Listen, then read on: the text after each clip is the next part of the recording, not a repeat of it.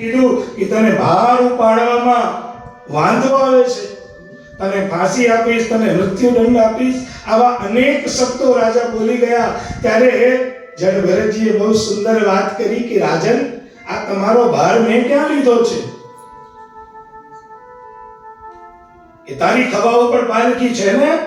બોલે ના રાજન, આ ખભાનો ભાર તો પીઠ ઉપર છે, અને પીઠનો વજન કમર ઉપર છે, કમરનો વજન સાથળ ઉપર છે, સાથળનો ભાર ઘોટણ ઉપર છે, ઘોટણનો ભાર પગ ઉપર છે, પગનો ભાર પગની તળિયામાં છે, તળિયાનો ભાર આ પૃથ્વી ઉપર છે, અને પૃથ્વીનો ભાર શેષનાગની માથે છે, અને શેષનાગનો ભાર ભગવાનના ખોળામાં છે.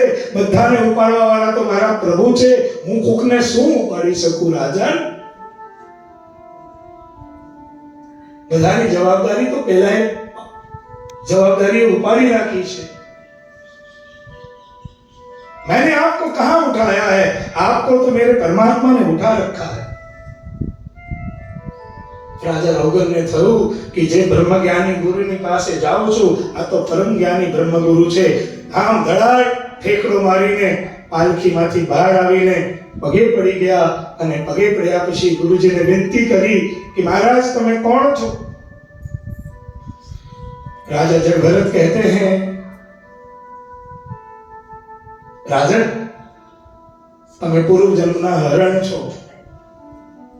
હરણને સંતનો સંગ થયો, તો સંતના સંગથી હરણ રાજા બની ગયો, અને સંતને હરણનો સંગ થયો તો હરણના સંગથી સંત હરણ બની ગયા.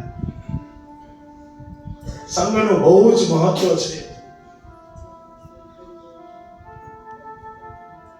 કે રાજન તમે બ્રહ્મ જ્ઞાન લેવા જાઓ છો. રાજન બ્રહ્મ જ્ઞાનની કોઈ પુસ્તક નથી, બ્રહ્મ જ્ઞાનની કોઈ ચોપડી નથી. રાજન બ્રહ્મ જ્ઞાનનો કોઈ સત્સંગ નથી. રાજન બ્રહ્મ જ્ઞાનનો કોઈ પ્રવચન પણ નથી. રાજન બ્રહ્મ જ્ઞાનની કોઈ કથા પણ નથી આવતી. અને તમને ખરેખર જો બ્રહ્મ જ્ઞાન જોઈએ તો કોઈ બ્રહ્મ જ્ઞાનીના ચરણારવિંદમાં જઈને બેસી જાઓ, એના ચરણારવિંદમાં બેસીને તમારું માથું નમાવી દો, અને જો સમર્થ ગુરુ હશે તો તમને બ્રહ્મ જ્ઞાની બનાવી દેશે. રાજા રોગનને આત્મજ્ઞાનનો ઉપદેશ આપી